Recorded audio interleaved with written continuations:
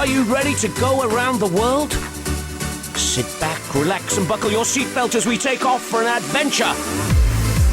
It's jet-lag free but filled full of fun and travel insights. The only thing you'll need to pack is a sense of humor. Time for the award-winning travel show, Around the World. And welcome, Globetrotters and armchair travelers, to another edition of Around the World. I'm Arthur von Wiesenberger, the pilot on this little spaceship. And next to me is the beautiful Erin Melville, who's in the co-pilot seat this week. Oh, yeah. Welcome aboard. Thank you so much for having me. Well, you know, it's great to have some vigor and youth on this airplane, because us oldies are kind of running out of steam. But no. Erin is, well, you're just, you were at UCSB in Santa Barbara, and then you're moving around. And what are you studying there? I'm studying biology now, so I'm thinking about maybe becoming a veterinarian. Wow. But it's been all over the place. I was a communication major last year, so still exploring. This is a good thing to be on, right? Yes, yeah, there we go. And you're an enthusiastic traveler. Yes, Today you're going to tell us a little about, where are we going to go? We're going to go to Croatia, Switzerland, and for Tuscany for a little bit. Wow. See, that was kind of a good way to start. I mean, if you've got some energy and youth and you've got the desire, that's a great thing to start out with. And so, you know, and I guess once you get going on these trips, then you kind of want to go to other places, right? Exactly, and so you want to go back. So what's on your wish list? Gosh, let's see, Australia, which I think she'll be talking about a little bit, Linda, and then, gosh, where else? Definitely Thailand. That's one of my favorite kinds of cuisines, Thai food. So I want to get some really good quality original Thai food. Now, when you went to Italy, you were in Florence primarily, yes, right? Mostly Florence. Did that whet your appetite for other parts of Italy? Did you want to go to other areas? Yes. Other cities? Yes. I want to go to Rome really badly. I want to go back because I felt like when you go to Italy, you should go to Rome. Absolutely. Oh, definitely. But we just had a really jam-packed trip, so didn't quite make it. Yeah. Well, when school things are arranged, they want to give you kind of a big overview. Right, of Europe, which is perfect. Now I can go back to so many places. That's pretty nice.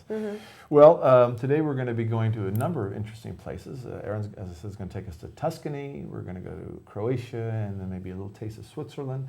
And Linda Ballou, who's joining us shortly, is going to be taking us down under, kind of sort of saying deep diving in Australia. We're going to go down to Sydney and Melbourne and along the coastline and maybe up to Queensland as well. After we go there, a place I've always wanted to go to, which is really off the beaten trail down under, is Tasmania, the island of Tasmania, where the Tasmanian devil comes from, amongst other things. But it's really for the outward bound adventure explorer. Maybe not that luxury experience that you might want in other parts of the world, but certainly a place to get a different flavor. And you know, you're down there near the Antarctic. I mean, that's really cold and chilly. And I know, and still pretty warm. Yeah, I guess warm enough that you could at least put your toe in the water. Yeah. And then after that, we're going to go to Singapore. And Singapore is a place that I've been to. It's definitely a vibrant commercial city, but it has some things for the traveler and the tourist that are enjoyable. And of course, it has some fabulous hotels like the Raffles Hotel, which was the original hotel that was set up by the British settlers in Singapore, and it was where they invented a lovely cocktail, which is called the Singapore Sling. Oh! It's a gin cocktail. It's got gin, and they put, I think they put cherries in it, and they might put a little fruit juice. The idea was, back in the day, like I'm talking about in the 20s, women weren't supposed to be drinking alcohol in a bar. Right. So they would make it look like a fruit drink. A fruit drink that after a few of them, you're starting to speak feeling a little fruity. Another language. Maybe Singaporean, I'm not sure. But in any case, we're going to go and check out Raffles, and then maybe take you to the Raffles City Center, which is a big shopping center where they have everything you never needed to buy, but it's there and available. But you want it, yeah. And they have a place. Do you like chocolate? I love chocolate. Okay, they have a place called Awfully Chocolate. Oh and everything in there is chocolate. Oh my gosh. I mean, they've got chocolate pretzels, they've got chocolate ice cream, they've got chocolate cookies. I do too. Actually, I love the Trader Joe's. Have you had the dark chocolate pretzels? I mean, everything Trader Joe's. Wait a second, I thought you were sort of grain-free or gluten-free. Gluten-free? That I am. So pretzel doesn't really count. Not always. Right? Well, you know. You're an occasional. You gotta have some fun. I agree. 100%. All right, so we've got some fun stuff. Stay tuned, watch this as we go around the world, and we'll be right back after these words.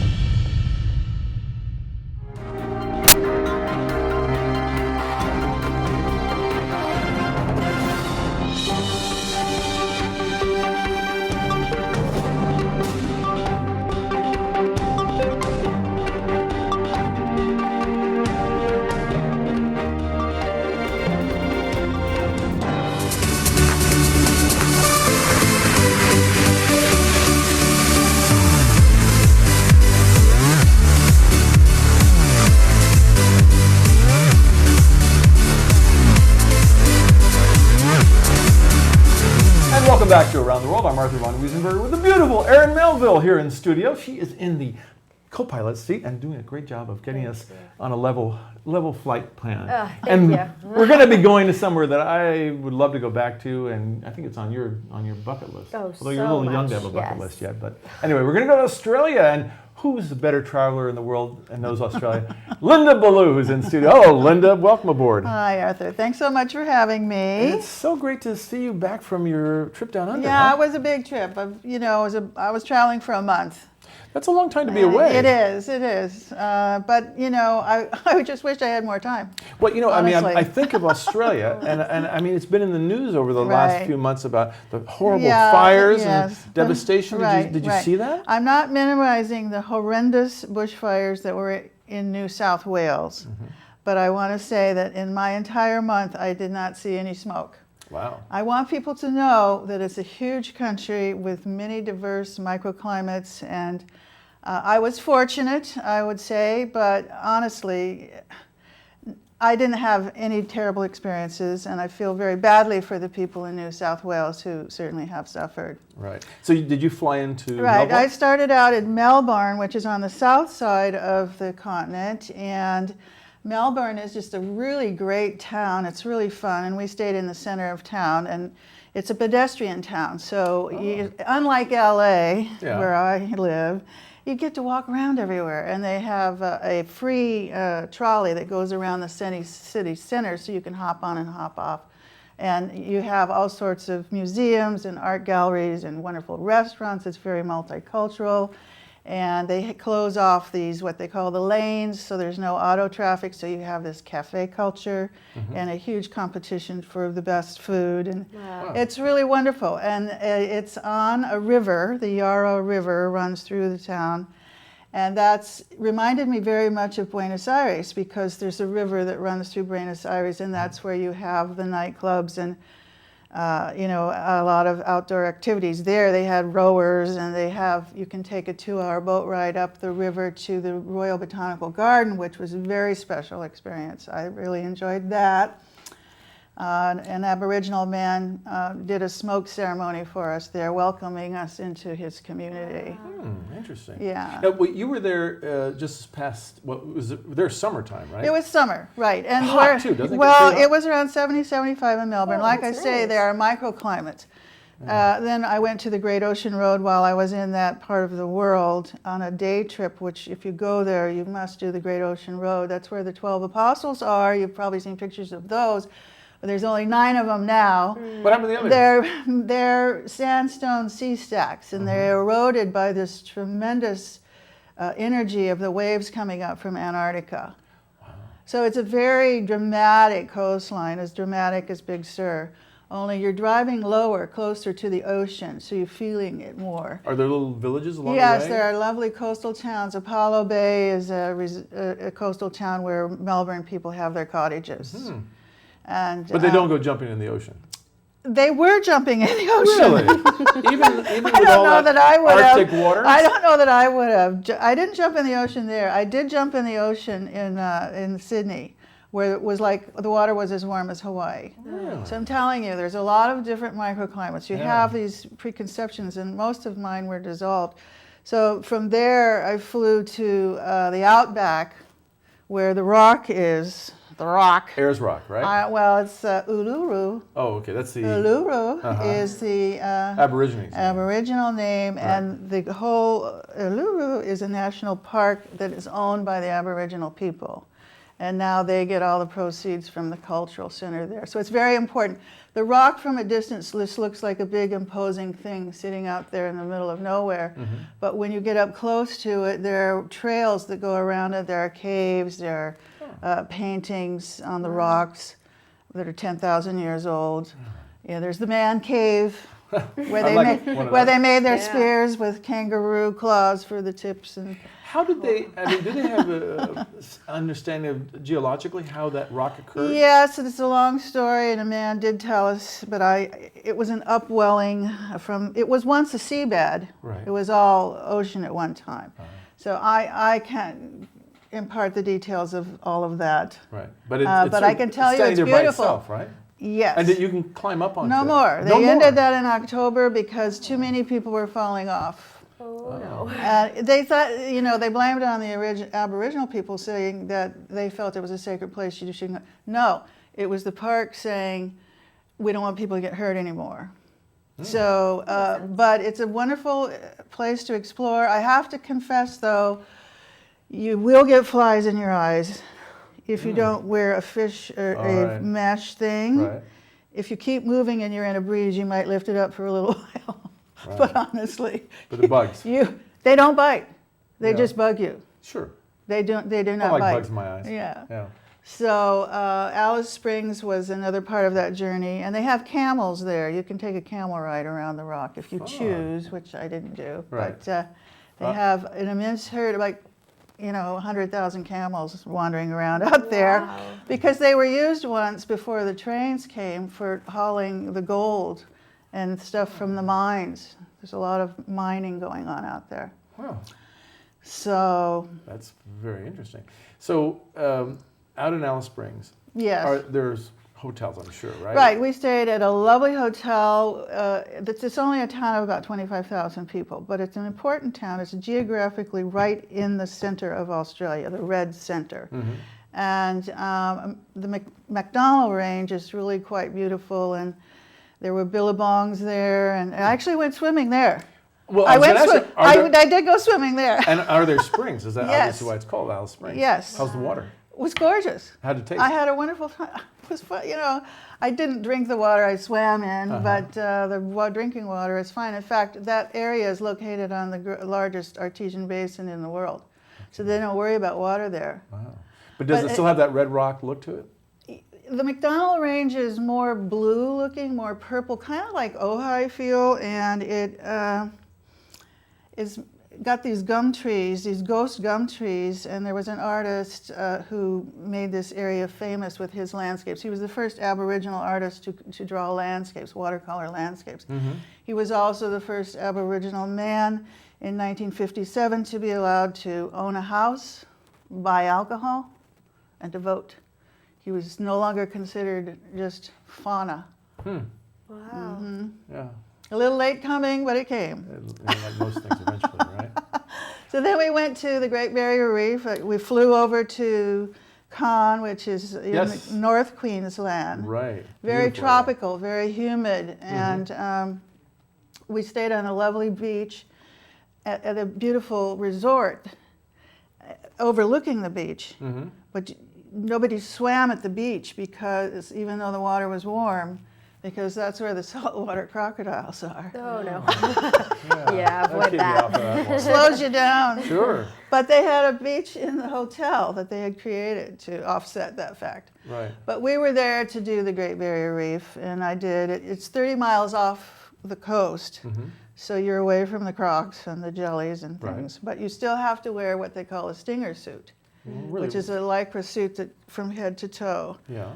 Why Because the stinger jellies can kill you. There's a lot of things that can kill you in Australia, but I didn't run into any of them. Oh, that's good. I mean, no smoke and Yeah. no snakes and none of it. So, So how's the Great Barrier Reef it's looking these fabulous. days? Well, it's not doing well, as you know. The warm water is causing acidification. It's killing the reef. The global warming is having a terrible effect on the Great Barrier Reef. So you want to get down there sooner But than later. yeah, you do. But fortunately, a mining company, which was going to blast through the reef to get to where they wanted to go, changed their mind, decided it wasn't economically feasible. Good.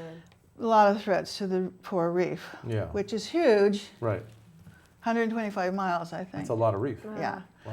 So then we went to the Daintree Forest, which is a 180-million-year-old temperate. It's not temperate, it's a rainforest.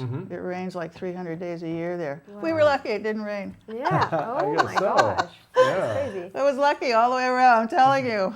I was lucky. Wow. Good trip. Need to travel with her. That's right. So, Yeah. so we had a wonderful experience there with a guide. People who live in the forest have lived there for 23 years. And that's part of still Queensland. Yes. Yes. North Okay. North Queensland. Are you like anywhere near Hamilton Island? Did you get up that far? I didn't. This is like Port Douglas, Cape Tribulation area, very scenic, miles and miles of beaches, beautiful white sand, but once again, you don't go in the water. So then I flew to Sydney, All right, well now. where you can go in the water. All right, well let's hold on that Sydney thought because we got to take a break. Oh, But when we come back, you're going to take us to Sydney. yes. And then are you going to take us to Tasmania? I as well? am.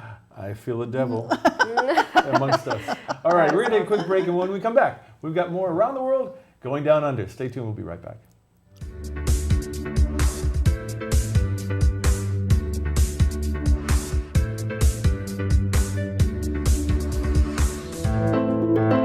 Bonjour Alex. Bonjour Renaud. Happiness? It's great food prepared the French way. Chocolate eclair. What makes you happy? A touch of Paris. Without the trip to France. Handcrafted daily in our bakeries, especially for you. Indulge yourself. Bon appétit. Please visit Renault's in Gelston, Santa Barbara, Long Beach, and La Cañada, Flintridge.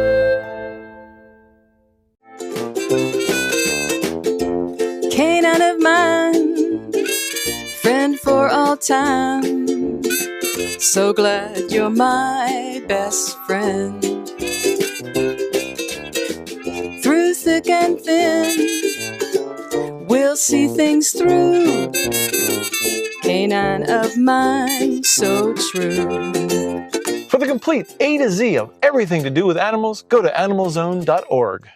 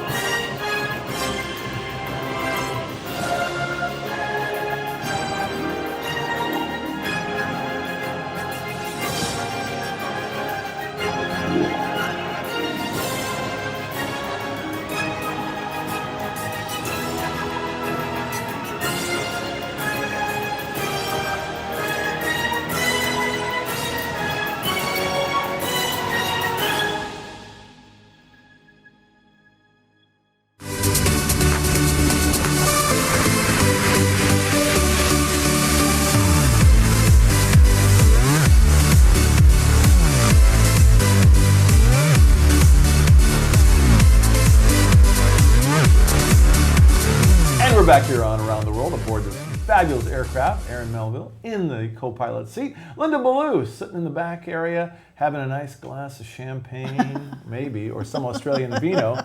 We were just talking about Australia down under, and we were going to sneak into Sydney, which is one of my favorite cities down under. Sydney is so much fun. Gosh, what a great city.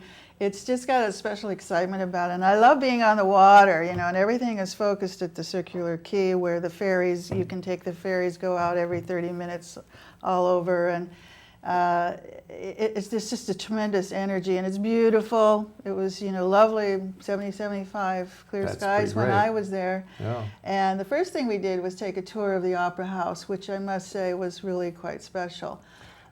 Which is, of course, iconic. I mean, look at that building. There it Everybody is, who yeah. thinks of Sydney, that's the first thing that comes to mind, isn't it? Right. Now, I didn't climb the Harbor Bridge, I admit it, but I did get out on the water a couple of times. I took one of the ferries. They have a fast ferry over to Manly, which is one of, you have different stops in the harbor. And the most beautiful harbor in the world, I think, probably. Wow. It's a lot kind of like San Francisco feel, only it's warmer. The weather's better. That's And you can swim. Yeah. This Right. is the Royal Botanical Garden, which is walking distance from the Opera House. I spent a couple of hours there because it was just beautiful, and I love birds, and there was a lagoon, and there were all these ibis, big birds, lots of ducks, and I walked out to Mrs. McGuire's chair, which is a view of the city looking back. This is Manly Beach, where I did swim and where people were surfing, and there was a beautiful bay walk. You could go around to a lovely restaurant, and there was a tranquil bay there. I mean, this was my day off from touring. I just hung out here at Manly, and it was just delightful. But one of the really fun things to do in Sydney was the hop on, hop off double-decker bus. I could sit on the top, and it goes all around the town, and you can get off like at Darling Harbor and go in and have dinner, or go down to Bondi and see all the hip and cool people. Wow. You can, and it's just a great thing, and they have an audio thing, so you can hear, they tell you what's going on. So you have skipped over to Tasmania. Are we down in Tasmania? That is Tasmania. All right, so now tell me, where is Tasmania in relation to Australia? Okay, it's 150 miles south of Sydney, moving towards Antarctica. So it's cold. It was 70, 75. No kidding. It was absolutely gorgeous. Yeah. Wow. This was a cliff walk that I did. It was called Waterfall Bay.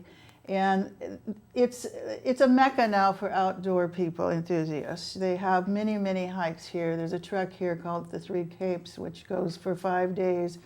And there's a woman there from San Francisco who had just come off that hike. I just did little day walks, which is like a couple of miles. Port Arthur is in this part of Tasmania. That was one of the early convict locations. Australia was colonized where they sent all the English by convicts. Yeah. Yes. Right. Sure. So it had a rough beginning. But it's like the English countryside now. They were Brits. Yeah. And I don't have to go to England for a while now, because the countryside is just lovely, rolling, pastoral, very bucolic. Does it rain a lot down there? Not so bad. Only up on Cradle Mountain, which is a national park there that you drive up to and has the highest peaks. This was a very special place. This was the Phoenix Farmhouse, Arthur, where I had a seafood platter with oysters and crayfish and mussels and every kind of seafood you could imagine for $20. Oh my gosh. So the seafood is probably spectacular, right? Because it's cold waters. Right, and oysters are a big deal there. Uh-huh. Are they like the Sydney rock oysters, the little ones that are so sweet? No, they're like and big luscious? ones. Oh, the big guys. Yeah. Okay. And so Hobart is the main town, is the capital, and there's only 500,000 people who live on Tasmania. And most of them either live in Hobart or they live in Launceston. And so I stayed with friends in Launceston, and they took me to the Gorge, which is a famous walk there, and restaurant. But you see, it's like England, except that it's framed in mountains. Right. So you have, that's Mount Roland. And see the country lane? I was driving on the wrong side of the road for a week In the on these wintertime, country lanes. in the wintertime, do these mountains get snow? Yes. Is there skiing? I think there is a little bit up in Cradle Mountain area, which is an alpine area, but it's mostly trekking up there. They have what's called the Overland Track, which is a week-long track that people come from all over the world to go to. I wanted to go. What's that? This is an overweight wallaby who hung around the picnic area and needs to be on a diet. Oh, he was so cute. Did you touch him?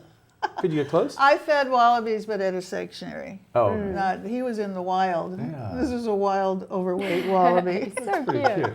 Now, speaking of wallabies, what about the Tasmanian devil? Well, what is that? The poor devil is about the size of that wallaby. He's dark brown, and he has fearsome teeth. And that's why the devil comes in. Is he rat or dog or both? He's more, I believe he's like a marsupial. Wallabies, Yeah. wombats, and patamelons, and I think the devil are all marsupials. But anyway, he has a problem. He has a tumor. The species is endangered because there's a tumor that's eating their face, and they have them in sanctuaries trying to save them.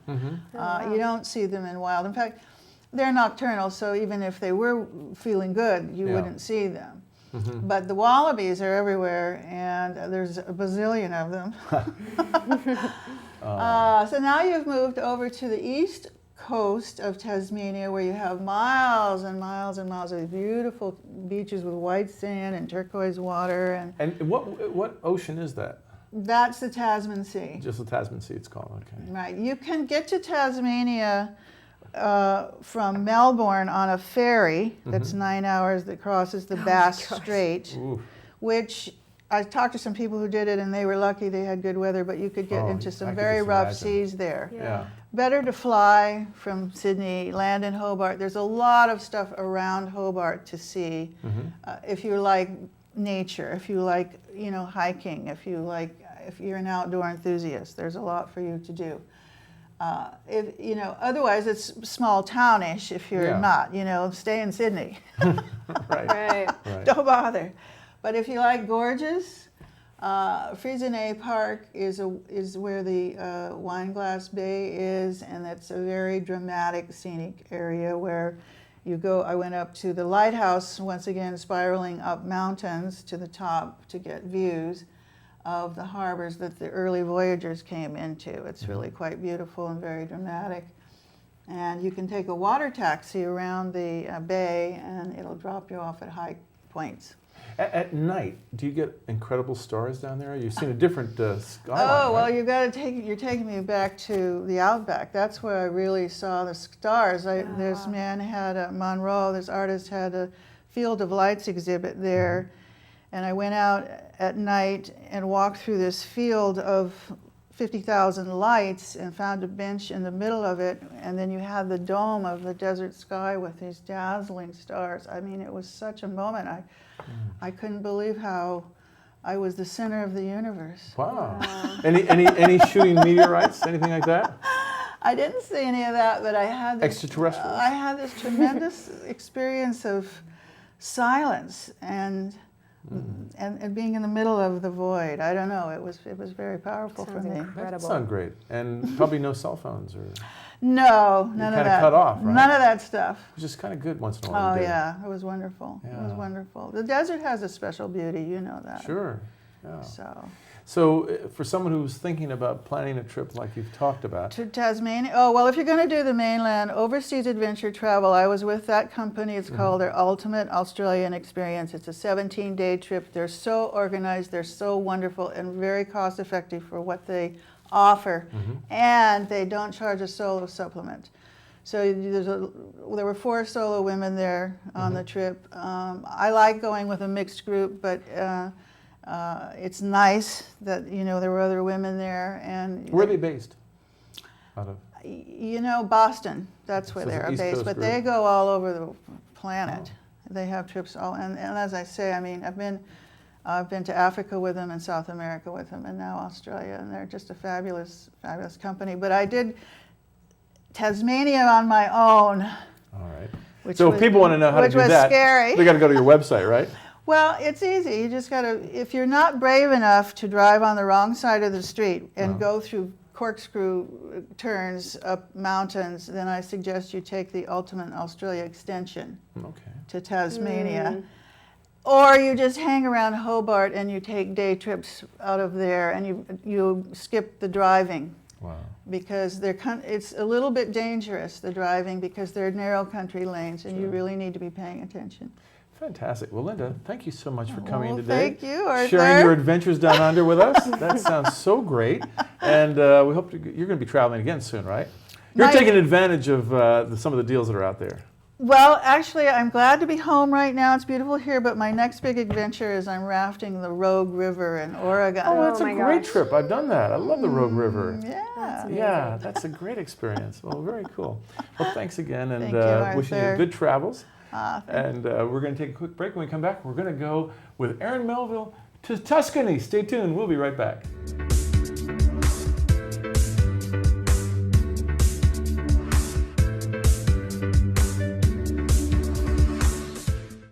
The Santa Barbara Humane Society is an independent, local, community-based nonprofit with adoptable animals ready to find a forever home today. The Santa Barbara Humane Society offers low-cost spay, neuter, and vaccinations to cats and dogs in our community.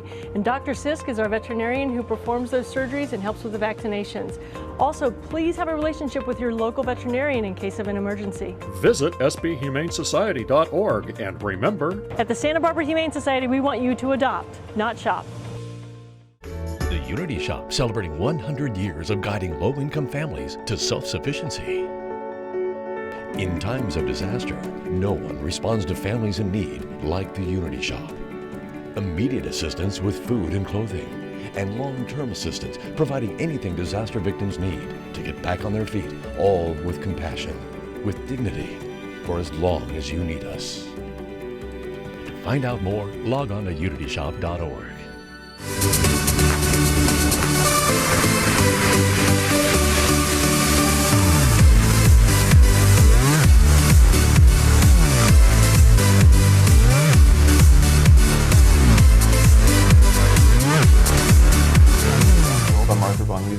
the co-pilot seat, Erin Melville. And of course, sitting in the lounge part of this beautiful aircraft, we've got Linda Ballou, the adventure traveler, who's just taking us to Australia and Tasmania. And now we're going to shift this aircraft around a little bit because we're going to head out to Italia. Beautiful Italia. And of course, if you're thinking about going to Tuscany, well, you'd probably want to fly into Florence or fly into Rome and take a train or rent a car. But Tuscany is definitely the heart of Italy, in my book anyway. It was amazing. And Erin was there. And so how was it for your first visit to Italy? It was good. I was on my high school senior year trip after graduating. And so we went to 7 different countries and kind of traveled all around. We were only in Tuscany for the day. We stayed in Florence and then took a bus into Tuscany for wine tasting, since it's... that's a nice thing to be doing. Oh, yeah. And it was so much fun. There were 52 of us, I believe, and just all graduating high school seniors with a couple of teacher chaperones, and it was amazing. So we all got dolled up and went out. And so when you went into Florence, did you go to the museum, the famous? We did. Yes, we did. We and went. Did you see Michelangelo's? Yes. What do you think of David? It was amazing. It's amazing. Amazing statue. Piece of statue. Yeah, amazing place. I don't know. I thought it was. All the You've art. been there. Yeah. I mean, you can't go to Florence without visiting. No, so that's actually Croatia, but.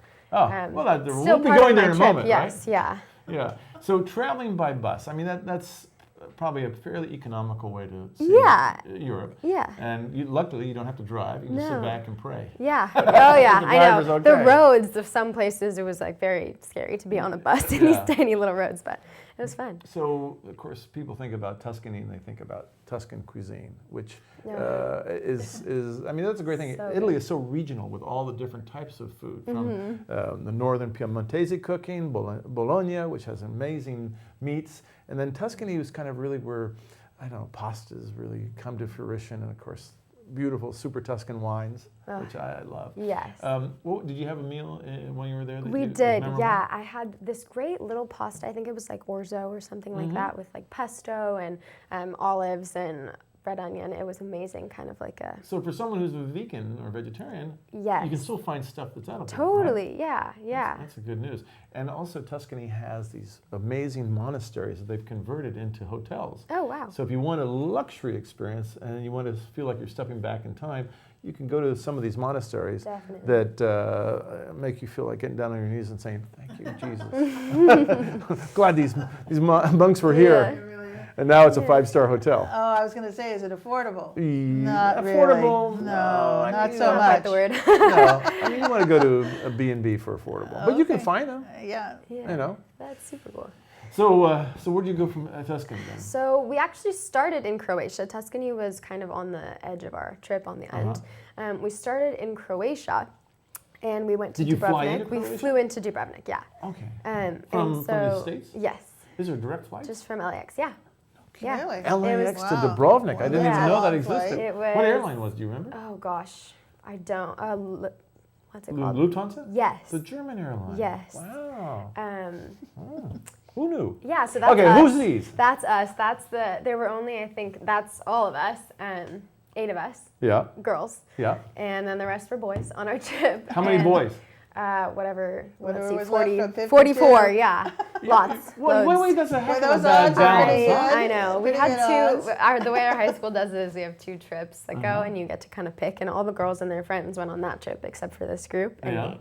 So you had all the guys. yes, and it was actually really fun. I mean, we just had a lot of good times. Yeah. I mean, I want to go back It to was high good. school in those days. I You know. know. I mean, It was fun. So Croatia was the first stop, and it was my favorite stop by far, I think. It was funny because we had this like long flight. I think it was 12 or 13 hours, and then we got off, and it was daytime in Croatia, and we had to like live out the whole day. Yeah. So and you we feel were like all, you're ready to go to sleep. Yes, right? we were all exhausted, but it was too beautiful not to appreciate. And that's Switzerland actually, but we'll get there. We'll get in there. But that was really cool. And yeah, so. And so Dubrovnik, I mean, I'm sure you went into the old town where you've got this incredible. They're like, was it white limestone or marble?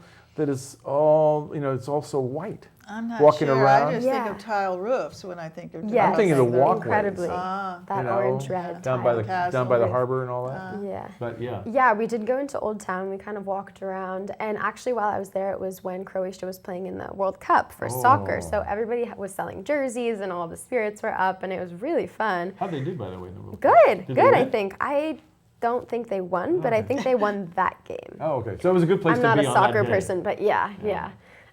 So it was really cool, and we were down by the harbor, and a bunch of the guys from my trip just went and jumped in the harbor in all their clothes and swimming in the harbor. Yeah, why not? Well, why not? Right? Seniors, yeah. When we're young and crazy, let's do it. But it was fun. It was really good. Did you eat in Dubrovnik? We did, yeah. We mostly had kind of like arranged restaurants where they already knew we were coming because there were so many of us. But we had this really good mushroom risotto, I remember. That was really tasty. Yeah. Yeah. But we were only there for 3 days, and then we went kind of Austria and Slovenia. We kind of went around, and then all by bus. Did you go to Plitvik? Yes, that's what I was going to talk about also. That's the place I'd like to go. Yes, the national park. And there were some pictures, I'm not sure if they've shown them yet, but there were, it was gorgeous. It was like when you took a picture of the trees on the water, it looked like a mirror. It looked like a reflection. It was that calm, huh? It was gorgeous, Wow. yeah. And there were just these little paths you'd walk on, and if you took a misstep, you could probably fall in the water.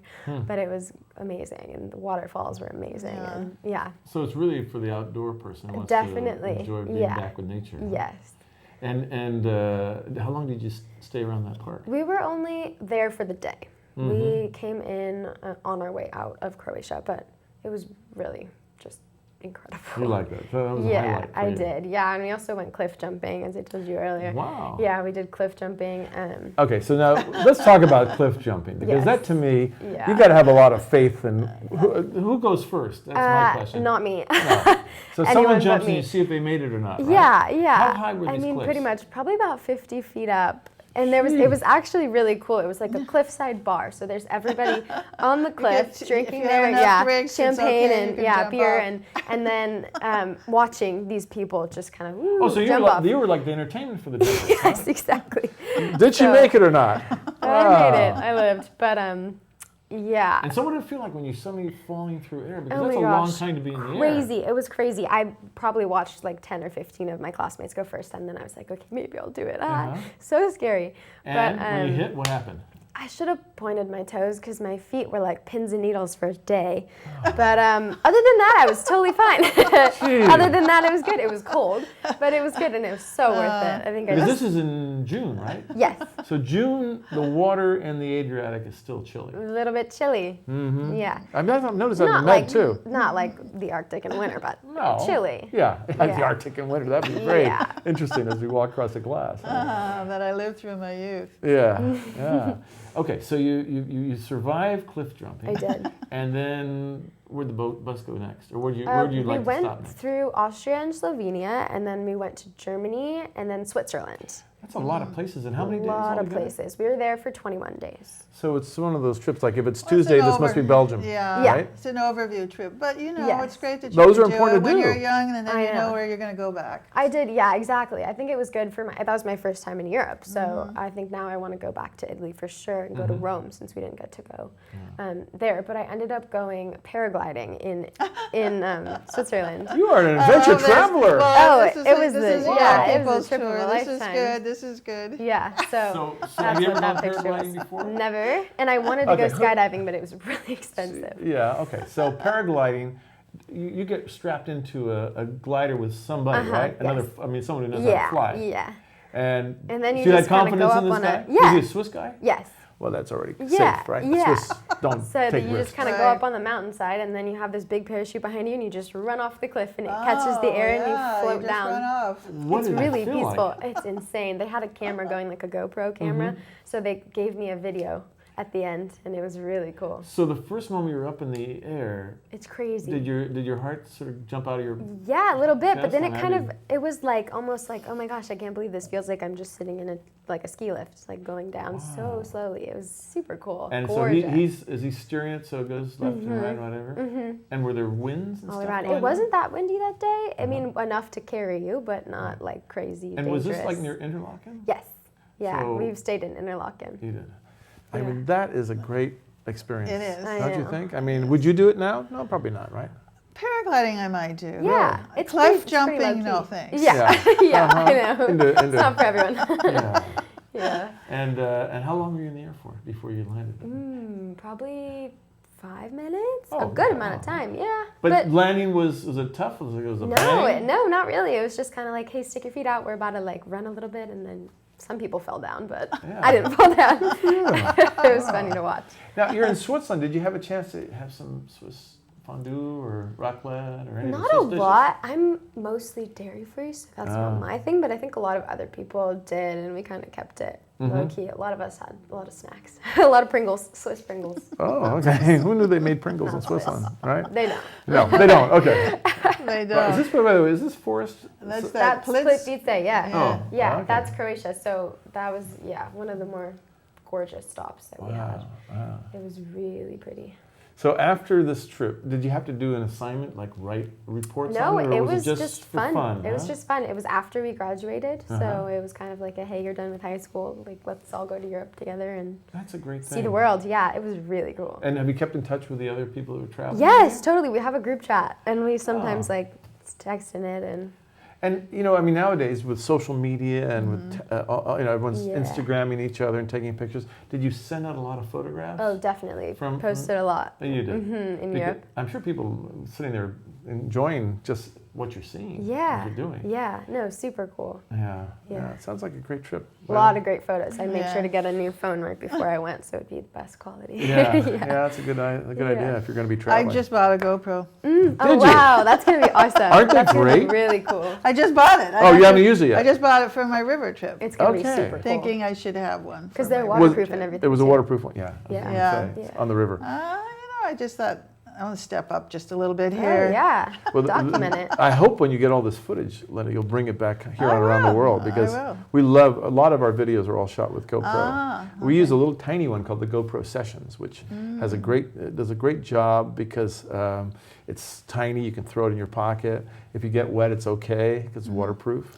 Well, I literally just opened the package and I have to figure out how to use it and put it together and everything, but I'm sure it'll be a lot of fun. And I am an outdoor adventure travel writer. I should have one, right? Absolutely. Yes, 100%. Absolutely. So. Alrighty, well, that was really fascinating, Erin. Yeah, I'm so glad you had that kind of experience because you have that taste of Europe when you're young, right? And it just kind of filter into you and grow. Right. I didn't get there until I was 25. I did a summer session in England, and then two women and two girls, and I traveled together through Europe after that. Did you have 48 boys with you? It changed my life. No, I didn't have the great odds that she had. I know, those are hell of odds. All right. Well, we're going to take a quick break, and when we come back, next stop is Singapore. Stay tuned. We'll be right back.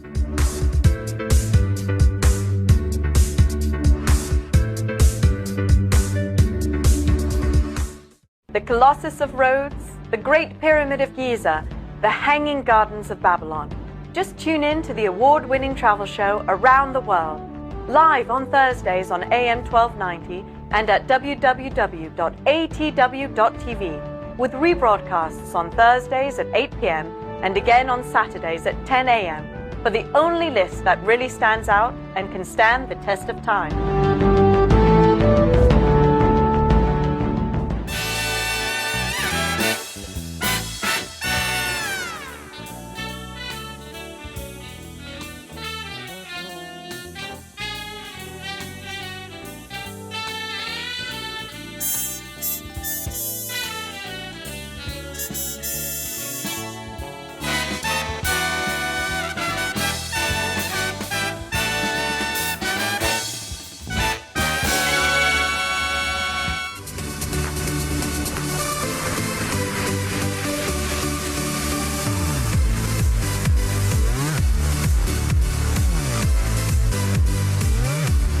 Welcome back to Around the World. I'm Arthur von Wiesenberger. Next to me is the beautiful Erin Melville, who's just gotten us over to Tuscany, Croatia, a little bit of Switzerland, and in the back of the bus, there she is, poor, in the economy section of this private plane, we have Linda Ballou. Actually, it's not a bad economy seat, is it? I like it here. Yeah, it's not bad. We could all live on this plane for a while. Well, now we're going to take this jet and we're going to fly really far east, or almost, you go so far east, you go west, to Singapore. By the way, Singapore is probably known mostly because it's a great financial center. It is a business center. It probably is, and a lot of people say it's the Switzerland of Asia because there's a lot of business that goes on. It's a fairly tax advantageous port. It has always been. It used to be under the British rule. Now, of course, it's independent. But it is a fascinating place to go, especially if you've got work to do, because it's bustling. I mean, you feel it from the moment you arrive. There are things for the traveler and the tourist as well. One of the biggest casinos in the world is there.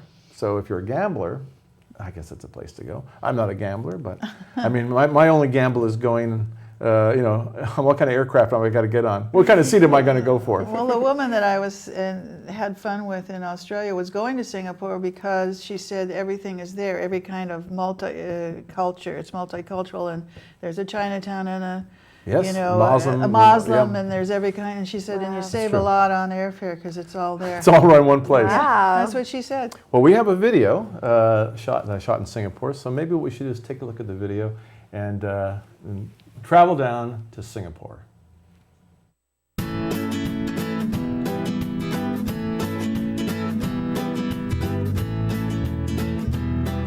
Singapore Airlines has non-stop flights from California to Singapore.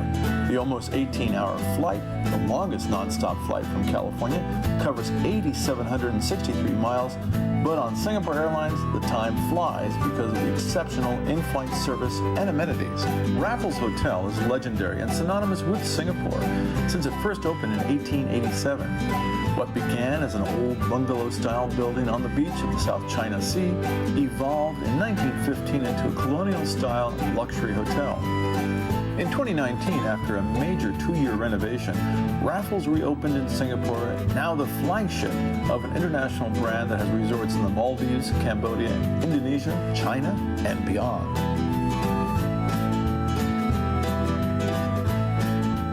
The Singapore Sling, an iconic cocktail developed around 1915, is a semi-sweet gin-based long drink with cherry brandy, lemon juice, and a maraschino cherry. Some say it was, in the early days, developed so that women could drink in public, since it looked like a juice beverage. Today, Singapore is a thriving financial metropolis, one of the most open economies in the world. With a favorable tax rate and no capital gains or inheritance tax, it also has the third highest GDP per capita.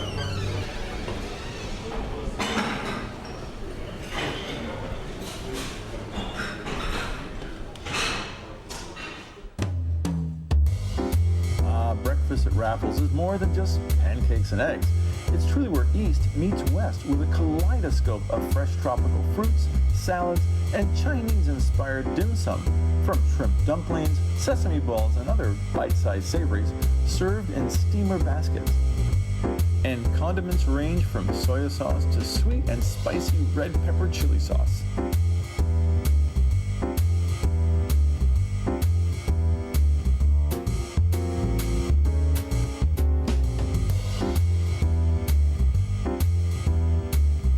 The Clifford Pier opened in 1933 at Marina Bay and was the landing point of many of Singapore's early visitors.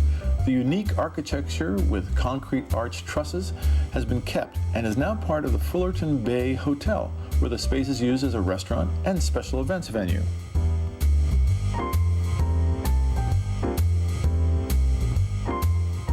Singapore is a sovereign island founded by Sir Stamford Raffles in 1819. It was an important trading post under the British Empire. It became a fully sovereign state in 1965. With a little over 5.5 million residents and 4 official languages, including English, Malay, Chinese, and Tamil, it has the highest religious diversity in the world, according to a study by Pew Research Center.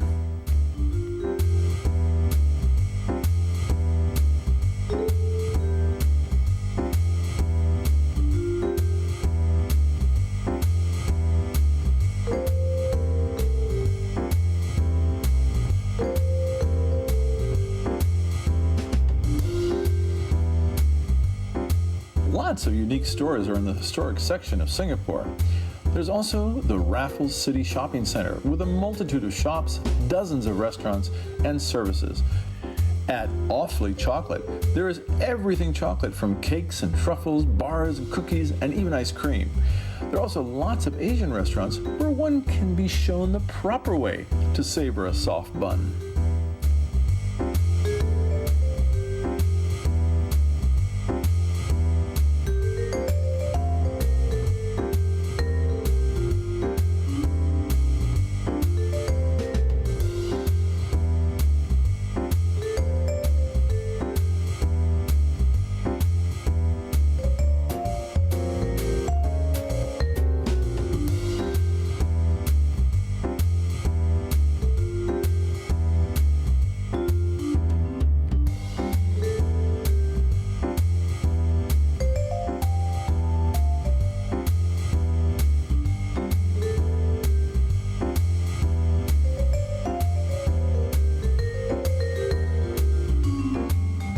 Marina Bay Sands Hotel opened in 2010 at a cost of almost $6 billion.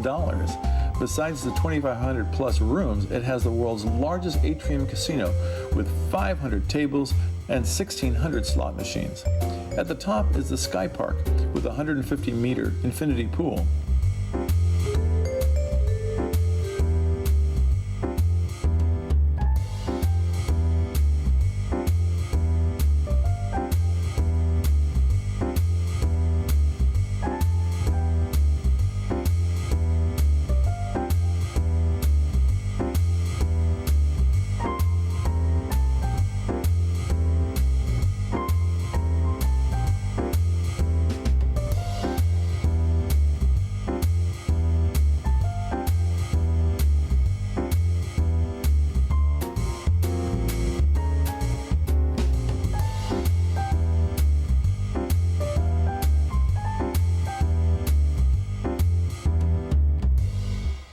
At the base of the resort is the Marina Bay Shops, with luxury brands like Louis Vuitton, and one of their largest boutiques housed in a spectacular crystal pavilion.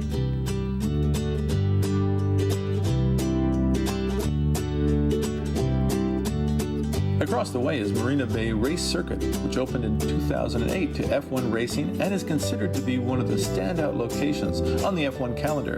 In 2019, Sebastian Vettel led the way to Ferrari's first ever 1-2 finish.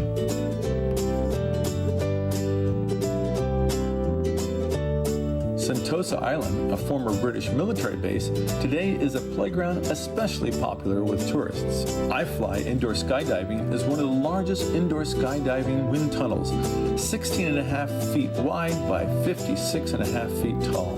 The Skyline Luge is the first luge ride in Southeast Asia. A ride up the scenic chairlift takes you and your luge to one of the 4 different trails designed with hairpin corners and exciting straightaways.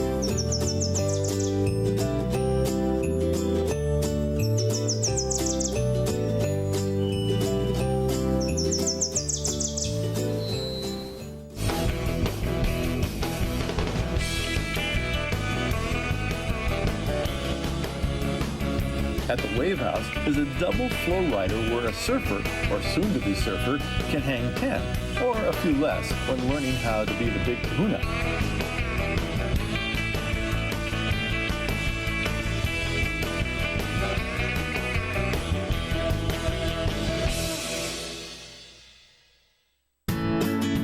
At the W in Senosa is the Woo Bar, a cool and laid-back lounge with exceptional custom cocktails created by true alchemists.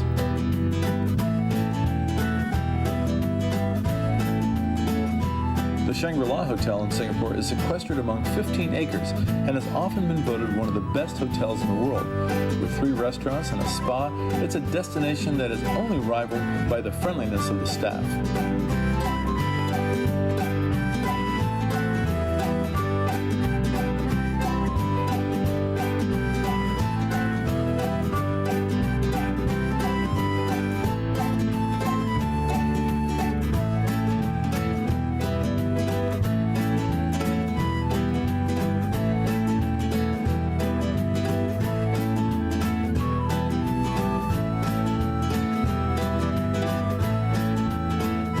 The city has so much to offer for the traveler that even when the tropical rains arrive, there's still magic in the air.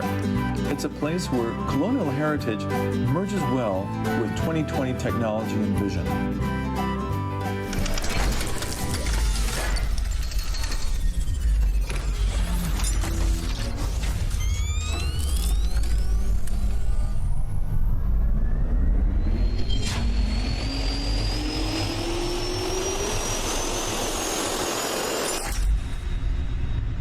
Oh, talk about diversity and a lot of things to do in one small place. Yeah. In that way, it's kind of like Switzerland because, Switzerland has all these different cantons.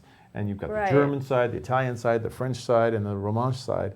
You kind of feel like that in Singapore. You've got the Chinese, the Arab, the Islamic. I mean, you've got lots of Malay culture. You've got a lot of things going on. And the food and the flavors. I heard that. Very satisfying. Yeah, very satisfying. Cool. So anyway, well, I can't believe it's time to cool our jets. It's been such a great trip with you two. Thank you for joining us on Around the World. And Thank you. Erin, you did a great job. And Linda, as always, a pleasure. Yeah, and it's always fun to be here. we look forward to having you back. And we also want to acknowledge our great team here at TVSB. Michael Nicholson, our director, Ken Baxter, our editor, Eric Davis, who's the GM, and all the people here at TVSB. Thank you for hosting us, and we look forward to seeing you next trip here on Around the World. Happy trails.